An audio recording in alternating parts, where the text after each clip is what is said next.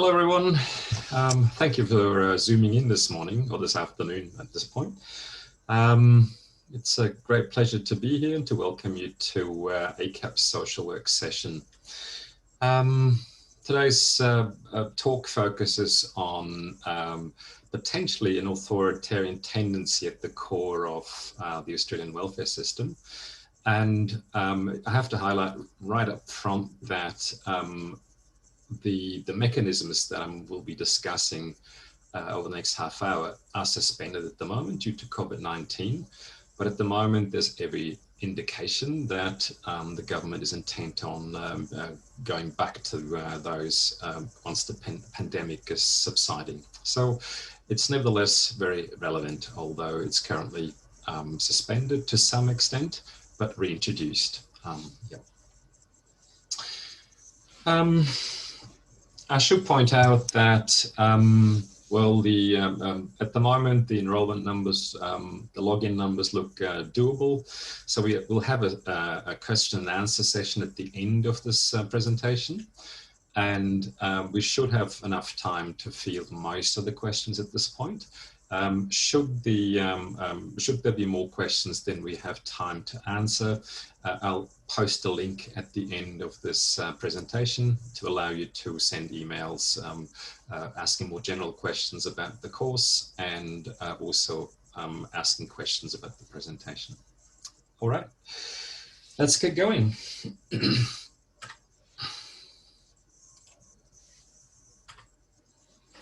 All right, so first of all, this talk here today is based on a book that we recently published, Carolyn Noble and myself. It's entitled The Challenge of Nationalist Populism for Social Work, a Human Rights Approach, and it's been published by Routledge in 2020, or a couple of months ago, basically. And if you're interested in reading the full version of this presentation, it's included in that book. And it's also available in the ACAP library. All of this has got very old beginnings. It's got its origins in the Second World War and the fascism that spread across the world emanating from Germany and Italy. And following that, Theodor Adorno wrote that over the last 60 years, a number of thinkers such as Adorno and Hannah Arendt and others have thought about how this period of fascism could come about and what we can do to prevent it from happening again. And a lot of people have commented that they're more afraid of the authoritarian spaces that are still contained within liberal democratic states today than the overt authoritarian tendencies of totalitarian regimes. And the reason for that is essentially that it's fairly obvious in totalitarian regimes what's going on, and it's demasked fairly quickly. However, these remnants of authoritarianism in democratic nation states are much harder to identify and much harder to do something about. There's an Italian philosopher by the name of Giorgio Agamben, and he states that it's difficult to remedy these states of exceptions. He calls them states of exceptions, these authoritarian spaces. For him, they're places where individuals are stripped of their rights and social significance because they have been created within the legislative framework of the state and are therefore seen to be legitimate.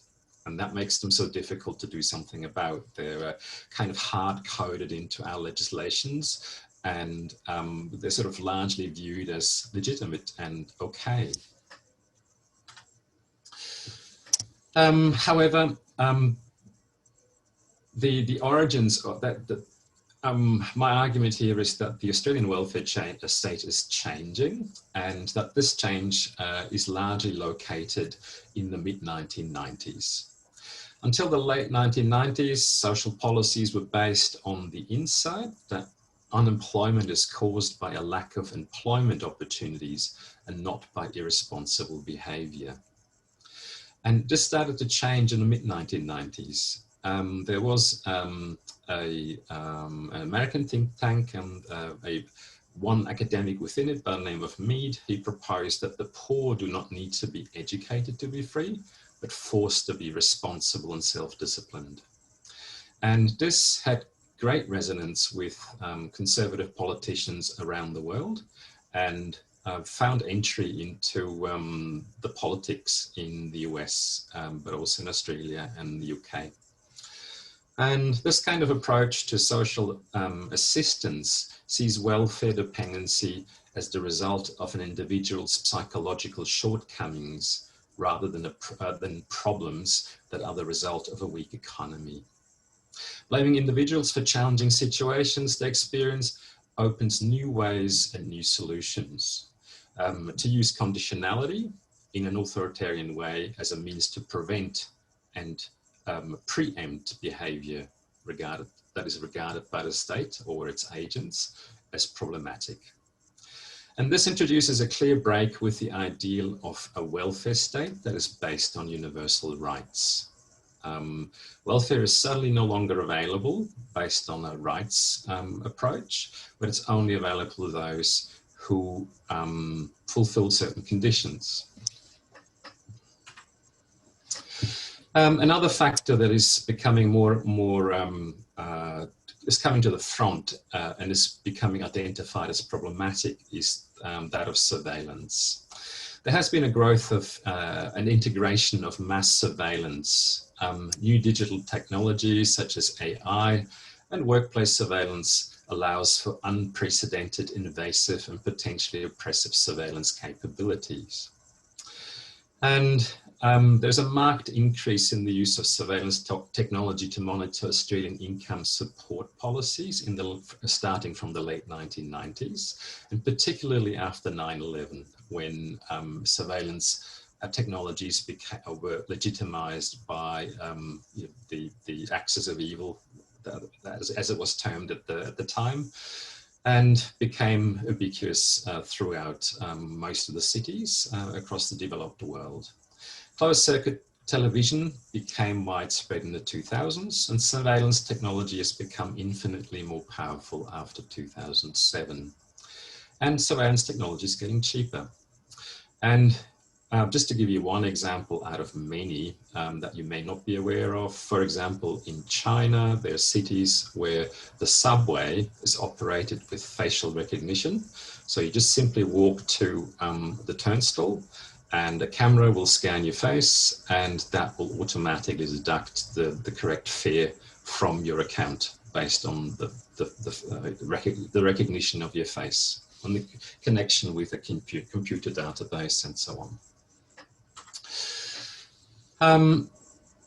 Now, when deployed as an integral part of behavior change-focused conditional welfare, this expansion of surveillance technology of the state turns into an authoritarian human rights challenge. A lot of people start to become worried about this, and not so long ago, the Australian government has launched an initiative to link your passport images with facial recognition software and other data of yours.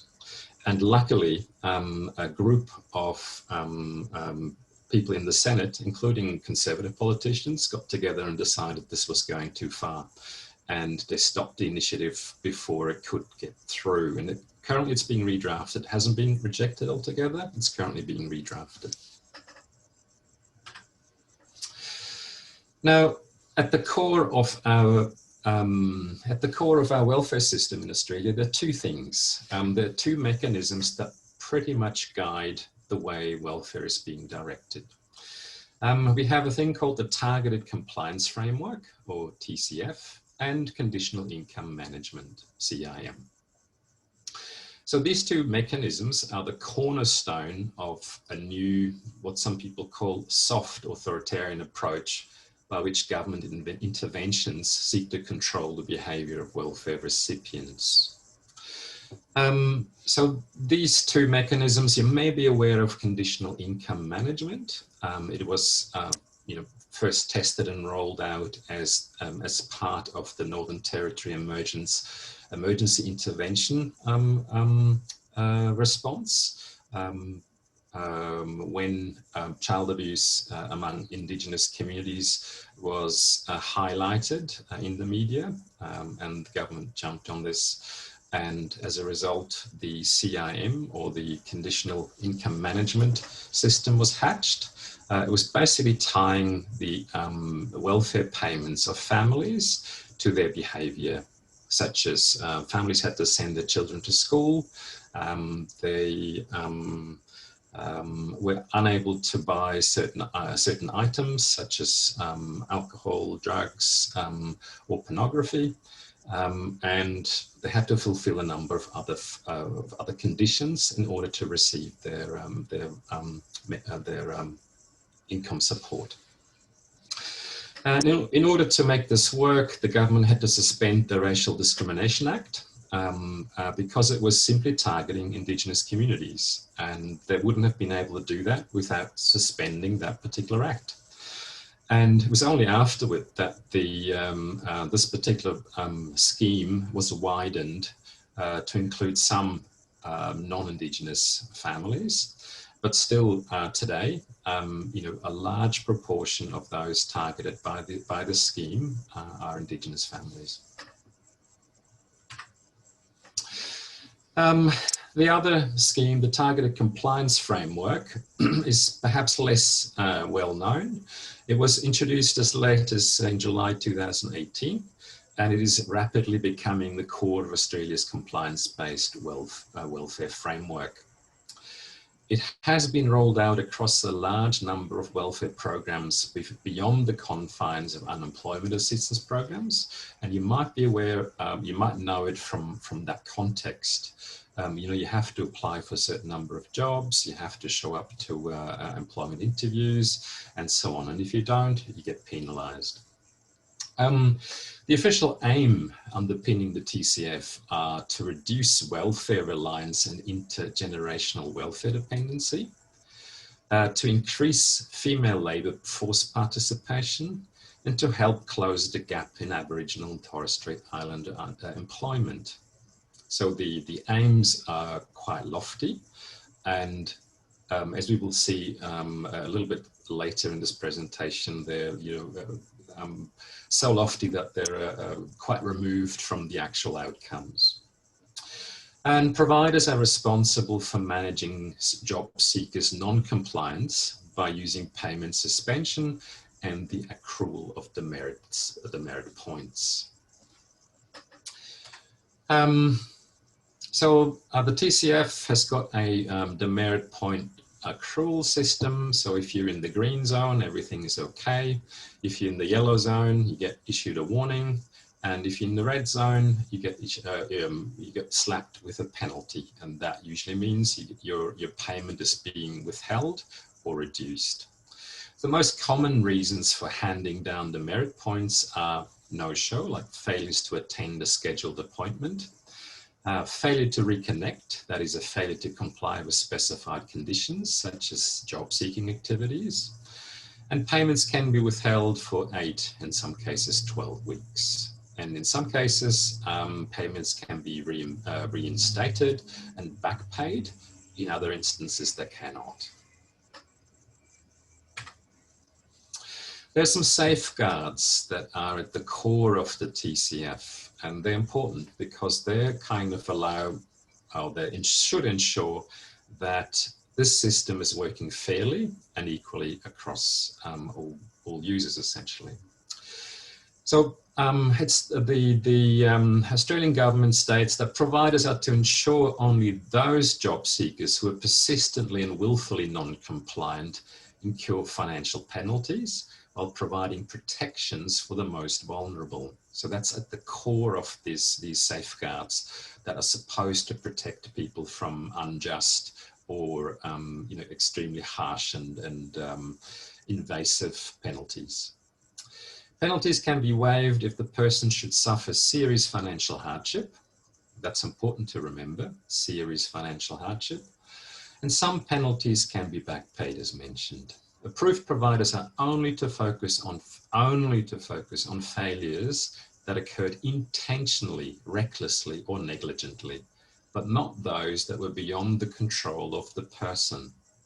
And that's a key principle anchored in the Social Security Administration Act that should, in principle, guide all the employees, the human services professionals that administer these programs.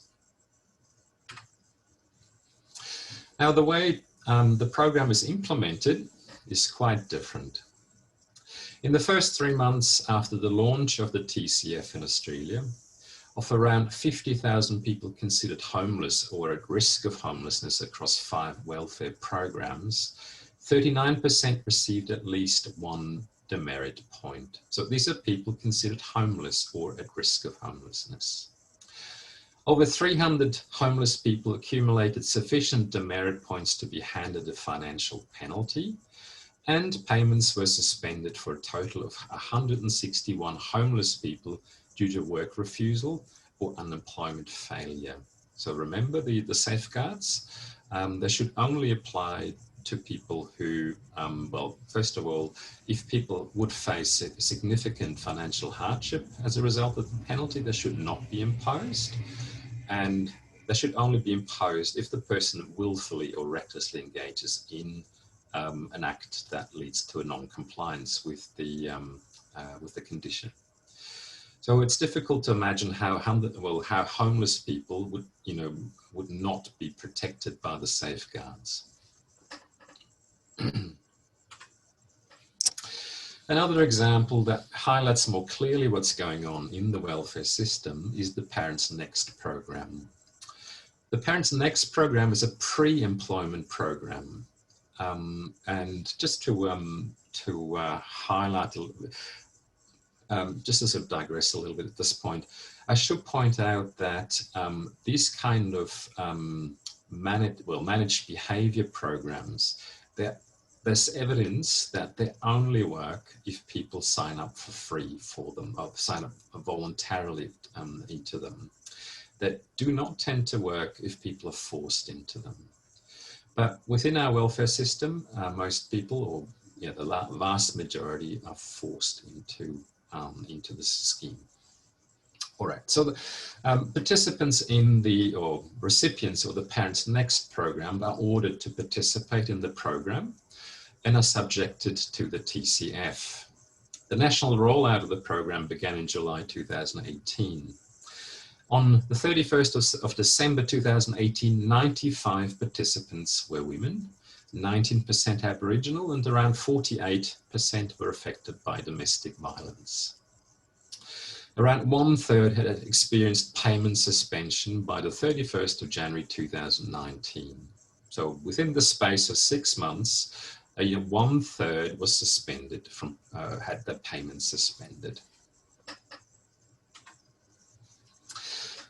This caused quite a stink, and a Senate committee inquiry was formed to investigate the Parents Next program. And what the Senate committee found was there was frustration, fear, and negative impacts, and particularly people were afraid of punitive measures of the TCF, in particular payment suspension, to which participants had been subjected. Staff members forced participants to sign a voluntary privacy waiver, stating that they would consider clients' refusal to sign the privacy waiver as a breach of condition. And this is a really common thing that happens, still happens today. These human services professionals force people to sign a privacy waiver. And the problem with that is, of course, that if you have experienced domestic violence, you might be very reluctant to share the information with other people, and you're unsure where that information goes. If it's signed off, it might end up in the wrong hands. Data obtained was used by provider in a fashion that did not serve the purpose of employment referrals. but rather to book medical appointments for participants or to obtain health information about the participant. Employment plans were developed by service providers who were often generic, such as to attend swimming classes, and they were often of little use to participants. Providers mandated for children to be taken out of kindergarten to participate in these activities, and providers caused serious distress by failing to record approved activities, claiming that participants did not attend those activities. So people essentially had to, participants had to send mobile phone photos to their providers, to sending them proof that they actually are at the library or are at a swimming class and so on. Participants were asked, this is the next point there actually. Participants were asked to send text messages or provide photographic evidence, and they that they attended prescribed activities, leading to the impression that they were under constant surveillance. Another thing that was really common was that providers signed participants up for more meetings than they were obliged to engage in, and they doubled essentially the contact hours that there were that participants had to fulfill in order to fulfill their obligations. And if participants tried to point out to providers that they had a right to only attend those once a month, providers basically got quite rough and told them that that would be regarded as a breach of their condition. And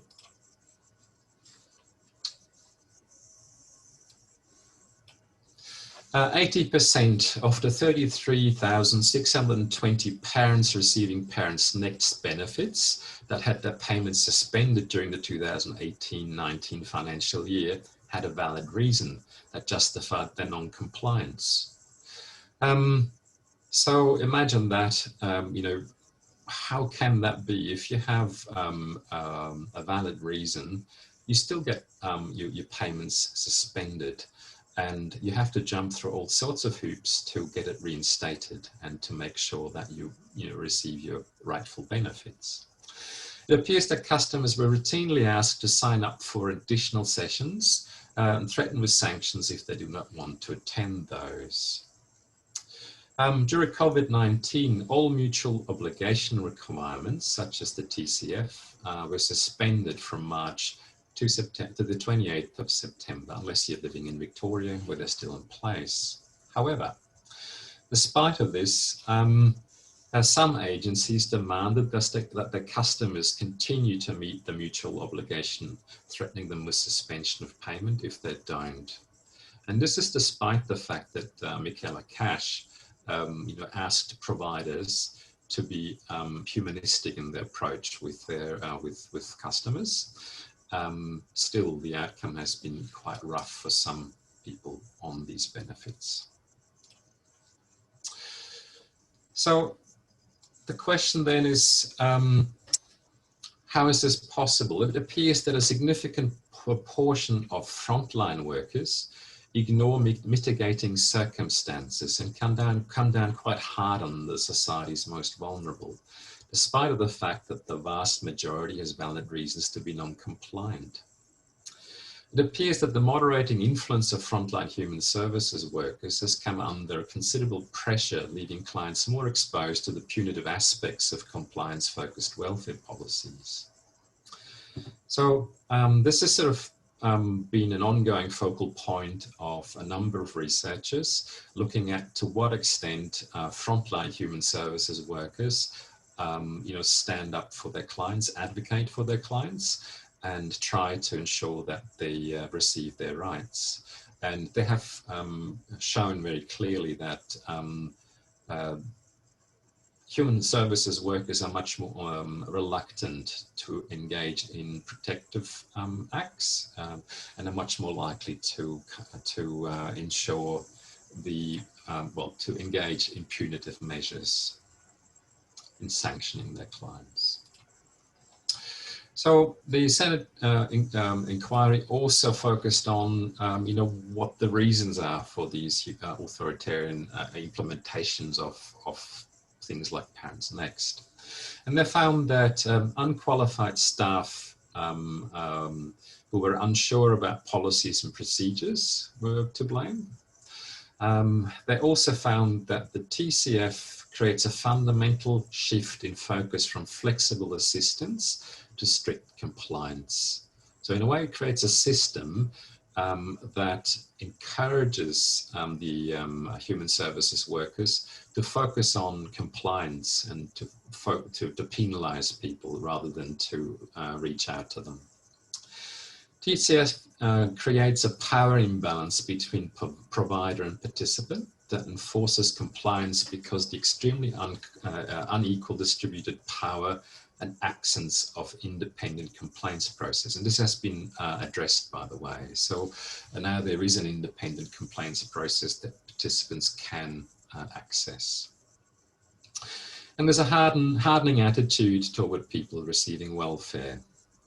Furthermore, there was the Senate inquiry pointed toward the marketization of welfare and its tightly monitored contractual obligations. So the companies that took on the rolling out of Parents Next were tightly checked, whether they ensured that clients were compliant. And the penalization of clients, as a result, came to the fore rather than their support and leading them into employment. Government discourse that sees the unemployed as morally corrupt is starting to impact on how frontline workers are thinking about their clients. That doesn't help either.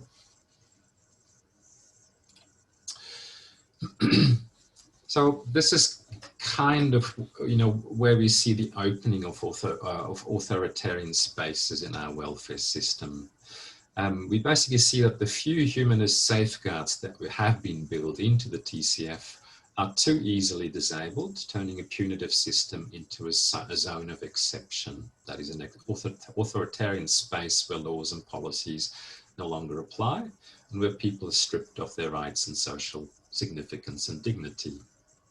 And these zones of exception, humane treatment depends on the people that are charged with punishing transgressors.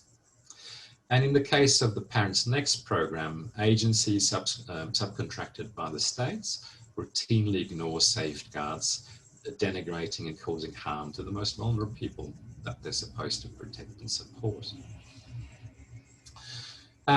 So this is, in a nutshell, what an authoritarian space at the core of a democratic country looks like.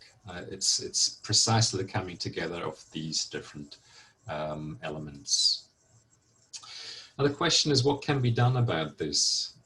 And I should point out that the Senate inquiry was successful in softening a little bit the compliance regimes that providers were asked to implement. So the bureaucratic hoops that existed before have been lifted a little bit. But in a nutshell, it's still the same structure, and there hasn't been a lot of difference, a lot of training that went into the changing the attitudes of frontline workers. So what researchers found is that frontline human services workers still have some degree of latitude, like being able to negotiate or mediate the harsh sanctioning process that they're told they should be implementing on their clients. However, this degree of latitude is getting slimmer with the kind of surveillance systems that are currently in place. And human services professionals, particularly when put under workplace surveillance and asked to take a hard line or on sanctioning, can turn into collaborators of authoritarian policies and make these spaces, these authoritarian spaces, at the core of democratic welfare states, can turn them into nightmares, basically. More than that, by reading between the lines, and that's one of the problems that some of the researchers highlighted again, they can become over-eager to sanction, resulting in arbitrary authoritarian action that are characteristic of these authoritarian zones. And, one example are these human frontline workers who tell people that they still have to comply with their conditions, even though they have been suspended by the government. And, threatening people that, bad things will happen to them if they don't. And that's kind of speaks to, that kind of attitude of abuse of power, really, what that happens at the front line. So, as mentioned, the Senate inquiry resulted in a relaxation of some mutual obligation rules in the Parents Next program. However, we should not take for granted that the state is generally a benign force in support of human rights. This is probably what comes out of all of this. Like, we really have to look out for what kind of spaces the state creates and what kind of program and structures the state creates. And we have to be trained to identify these increasingly normalized spaces that are essentially authoritarian. You have to be able to see what they are out there. Social workers need to be trained to identify when the social services sector becomes an authoritarian space. And human services professionals need to be made aware of the possibility that they do too become complicit in the authoritarian mechanisms of the state. And that's easily done. If you've got a large mortgage, you've got kids to feed, and suddenly you start to implement plans that have got nothing to do with human rights, and you sort of suddenly find yourself in a position where you, monitoring and enforcing principles that you were very much against or should be against. Social work might not remain wedded to the idea of social justice and universal human rights if we let narrow symptom-focused approaches stand for social work. So this is really, social workers need to have that broader outlook to be able to, make sense of that larger political environment in order to know, what they're getting themselves into and how they should act and behave themselves in particular contexts. We need to develop political strategies that prevent the coming together of conservatism, fascism, and the state bureaucracy in a common authoritarian project. And that's really at the core of today's political maneuvering, in most of the developed world.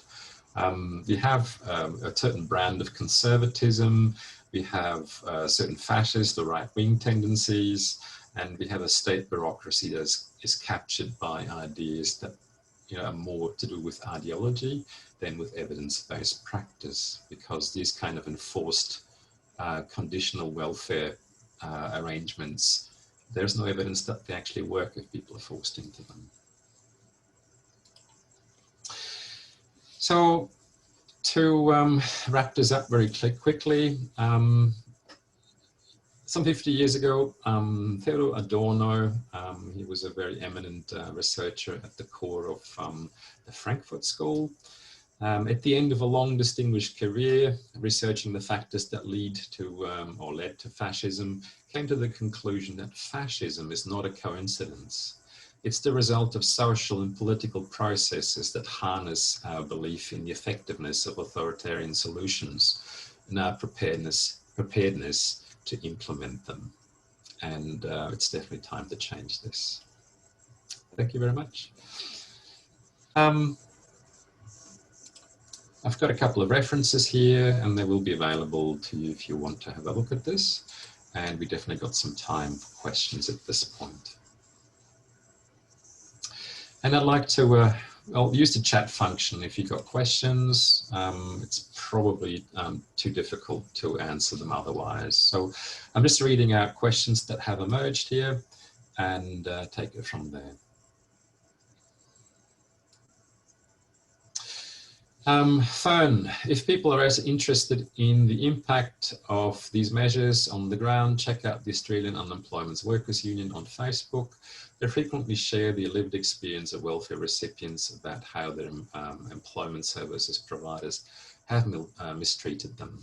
The Department of Human Services has an inherently punitive attitude towards welfare recipients. I dealt with the department themselves for contesting a robo-debt, and was treated terribly by completing this, a complete disregard for the vulnerability indicators on my life and financial hardship.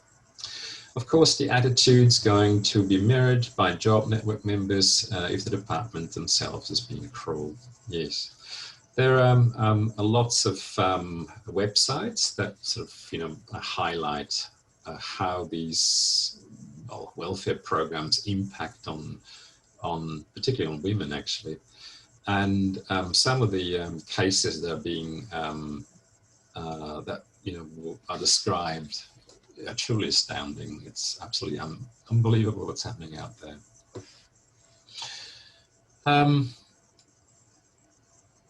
To put it simply, this neoliberal government does not want to share its money with disadvantaged Australians, putting profit before people. Yes. Look, I mean, this is going back a long way. We basically had compliance-focused welfare, at the beginning of the last century, leading up to the 1950s. For example, Indigenous people were only able to receive benefits if they were deemed to be, sufficiently westernized, if you like, of good character and behaving the right way. So we're kind of moving back to that, and that's probably not the right way to move, to travel in history. Aside from the decreasing rate of job seeker payments, thrusting many below the poverty line yet again, the biggest threat to human rights and social justice is the broadening of the trial of the cashless welfare card. Absolutely true. It's fraught with problems, has no evidence to show its effectiveness, and it's just another authoritarian control measure. Yes, absolutely right. And you're probably aware of the fact that the cashless welfare card is very closely linked into Friends, the Liberal Party. We have, one very influential and powerful person owning the company that, has been entrusted with rolling out this program.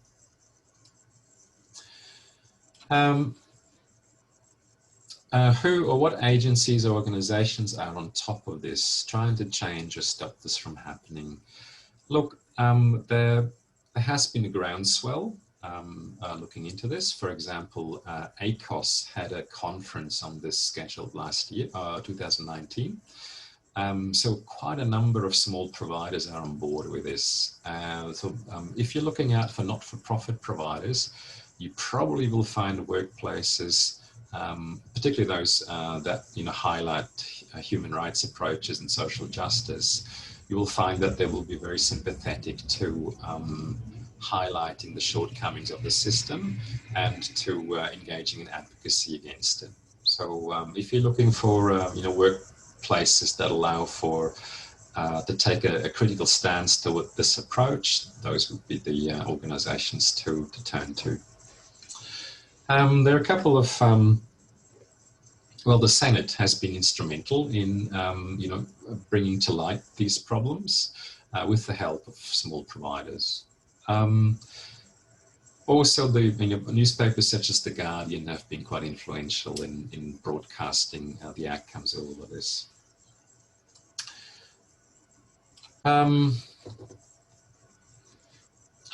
How is welfare marketized? All right, so the marketization of welfare is essentially to do with, am I running over time at this point? Let me just see now, okay. Is essentially the outsourcing of welfare programs to for-profit, or not necessarily, also to not-for-profit organizations.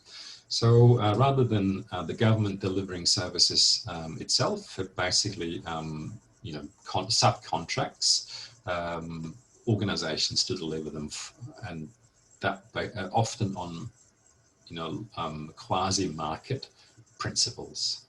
So, for example, there's certain conditions that these organizations must fulfill. They must demonstrate effectiveness of what they're doing and all that kind of thing in order to receive the finances attached to the contract. And that often leads them into highlighting or emphasizing the punitive measures that they're handing out, because it makes it easier to demonstrate to government that they're effective. ACOS, they say no 7, yeah, that's right. We have one of the lowest rates of welfare in the OECD, one of the most punitive systems delivering it. Yes, I agree with that. That's certainly one of the problems. How do you think the Department of Human Services can be incentivized to behave more compassionately with welfare recipients? And who do you think is responsible for creating this cultural change? It appears that our neoliberal government is quite happy with the status quo. Unfortunately, that's true.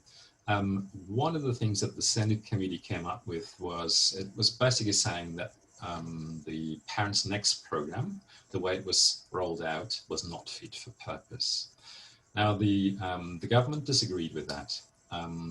The Senate committee also said that the way that people were treated in the Parents Next program was abusive, and should be scrutinized. And the government did its own investigation and came to the conclusion that everything was above board. It's difficult to see how this is possible, but this is the outcome that they basically reaffirmed the status quo. And as with this, some serious opportunities for change have been missed. Now, the question here is who is at the core of, who should be entrusted with pushing this issue, and largely it's us, unfortunately. So the more of us becoming aware of this, and the more of us thinking that this is not okay, then the more we hopefully achieve a groundswell sooner or later. I think, unfortunately, one of the most resistant myths that we have to contend with if you want to be successful is that authoritarian measures work. A lot of people in society think that if you only punish people hard enough, they will eventually fall into line and do what's right and what's good for them. However, that's not how things are working in practice. That will be unethical for starters, but it's also not what's working in practice. So we have to convince people that other measures, supportive measures, are much more effective than these harsh punitive ones. And that's a key challenge, because somehow the human being is sort of hardwired to believe that punishment might work.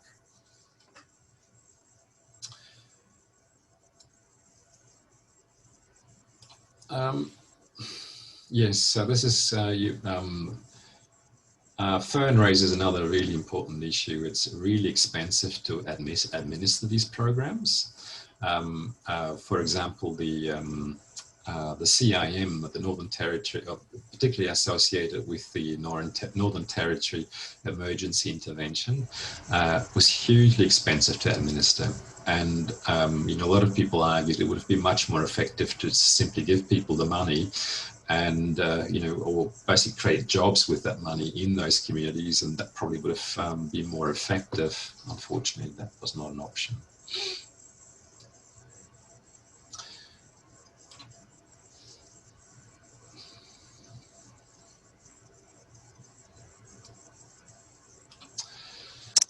I do think we need to remember that there isn't an endless supply of money to go toward welfare payments. That's absolutely right. But you know, our point of contention is that these kind of programs are very expensive to administer, and in lots of ways they have been implemented to keep you in a job and not to get the people that are on the program into a job. And that's the problem at the core of that system. There are, you know, other much more, there's evidence that other programs work much better than what we've got currently in place. So why waste all that money that, you know, that taxpayers put out there?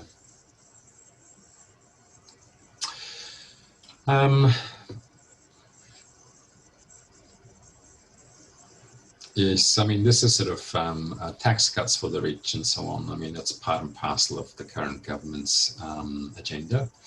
And, you know, unless we vote someone else in, that's what's going to happen.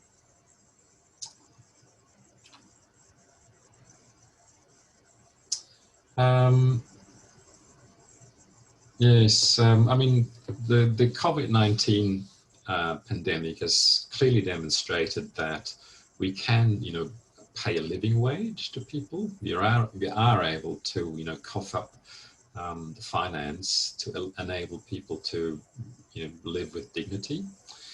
And the world doesn't come to an end. Yes, we have accumulated more debt and so on. But the government is engaging in all sorts of very creative ways to, you know, keep that debt under control. So it can be done. It's just a matter of finding the will to get it done. And to some extent, it's up to us again to be prepared to, you know, pay taxes if you have to. All right, so we're coming to the end of the questions. Is there anything more that that should be discussed at this point? Look, I think the take-home message, at least for me, is that we have to train our human services professionals well. We have to really clearly outline that the dangers that come with the profession. And if you have people in the human services that are prepared to engage in this kind of punitive behavior, then I think we're in trouble, and we're on a very slippery slope at that point. And this is, you know, why we're in education, and this is hopefully the message that we're able to give to people into the career.